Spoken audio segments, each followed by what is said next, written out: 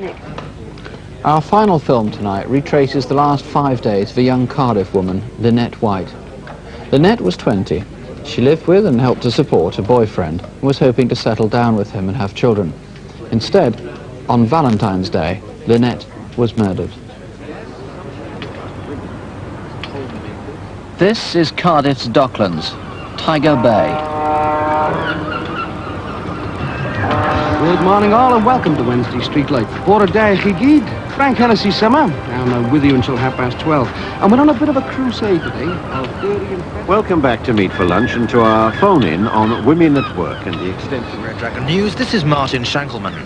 Lynette was a practical girl striving to make a living for herself after a troubled childhood. At the age of 18, she turned to prostitution.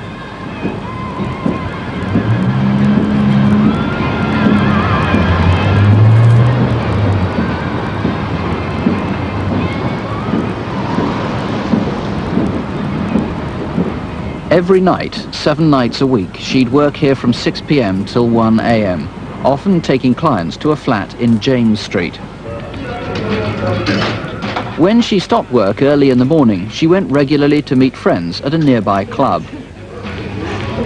You always steal my cigarettes. Oh, come on, there's plenty. I've only got Come on, 7 there's left. plenty behind the bar. Now, let's leave. This is the last one. Well, I only knew Lynette from the club, but more of a friend in the taxi driver, you know, as the time went on, like.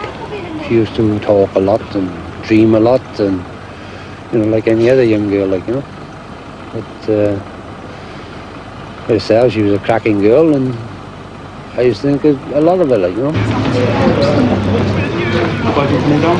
Hey Jack, how's your back? Hey, Jack. Good to see you.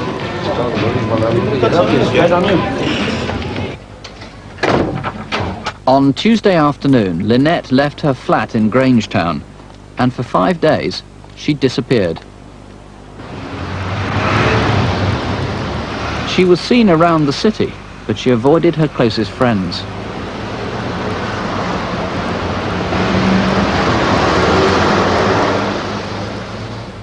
This chemist shop is just around the corner from Lynette's flat, and she came here every Saturday to buy supplies of condoms. Lynette walked in as usual on Saturday the 13th, her 5th day away from home.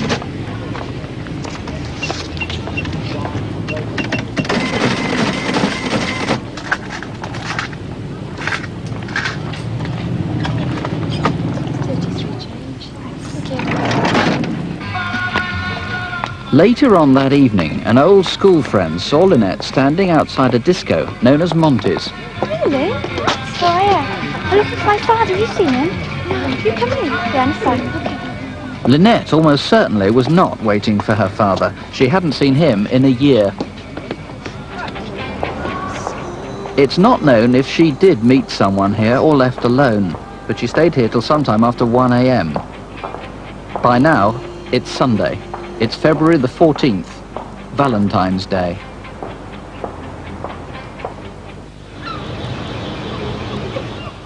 That afternoon, a woman walking down James Street noticed a man who was standing in a doorway. He appeared to have blood on his hands.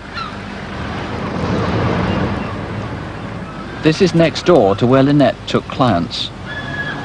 The witness walked past the Maritime Museum and stood looking out to sea when she felt someone sit down beside her. It was the man from James Street. At 8:45 that Sunday evening, Lynette's best friend went round to check the James Street flat. She was worried by Lynette's disappearance. When she saw a door locked shut that was normally open, she called the police. Charlie Quebec 07, I need a console very urgently, over. Yes, from Charlie Quebec 07, I'm at number 7 James Street. I've just broken in and found the dead body of a woman inside, and it appears to be a suspicious death. Charlie Quebec 07, roger that, you know, the will count 07, console 1 out. Could you inform the inspector and the CID to attend, and also get the police surgeon out, over? John Williams calling it a suspicious death turned out to be the understatement of the year. It was the most appalling attack on her. She had been stabbed, I think, was it over 50 times and had her throat cut. Terrible Indeed, attack. that is so. It was a very cruel, vicious and violent murder after what is a young girl. Now, the man seen virtually outside the flat that she used to take clients to must be the prime suspect, a man who was mumbling, incoherent. I gather he was crying at times too, blood on his hands. That is right. He certainly is a person who we must speak to at this time. Would other people have seen him, and if so, how would they have noticed him? We've compiled a Crimewatch video feed. What are the distinctive features? He is very distinctive. He's got dark brown, greasy hair with lightning towards the front of it. He's about 35 to 40 years of age and between 5'8" and 6 foot tall. And we must remember that this man was bleeding himself. He's cut himself. He's also got blood on him from the deceased. He's upset, he's crying, and he's in a bit of a state. And presumably might have sought medical attention himself. Well, if he cut indeed, himself. that is so. Why had she left her flat for 5 days, do you know? Well, Where was she? she's had a bit of a tiff with her boyfriend, and I think she's had problems with going to court to give evidence. She is a local girl. She would have stayed somewhere in the area. There is no doubt that someone out there knows where she stayed, and we would like those persons to come forward and speak to us. To eliminate them, obviously. That is so, yes.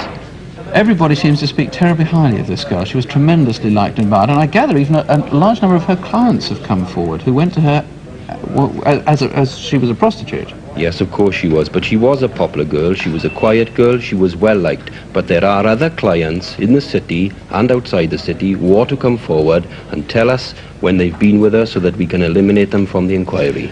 Well, Lynette's family and close friends have put up a reward of £1,000. Here's the number: 018118055. That's 018118055. Or you can call the incident room in Cardiff. That's on 0222 398 381. 0222, the code for Cardiff, 398 381.